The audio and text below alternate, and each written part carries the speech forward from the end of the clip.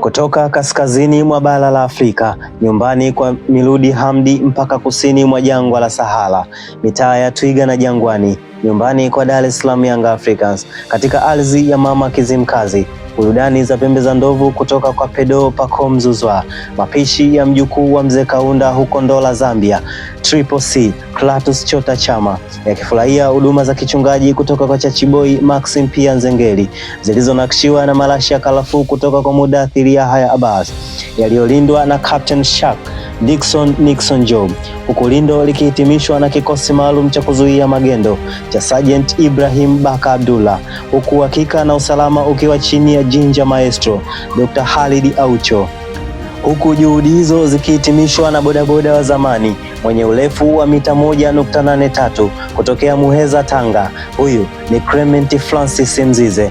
Poleni wananchi kwa safari mliotembea kwa umbali wa zaidi ya siku 90 na masaa kadhaa. Ni kama safari ya Waisraeli kuitafuta nchi ya ahadi yenye maziwa na asali.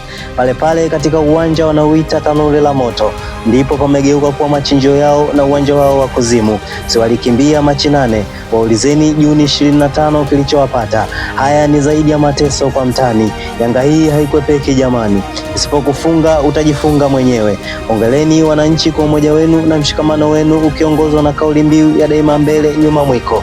Hawa ni Gusa Chia twende kwao. Mimi ni Lazarus TZ.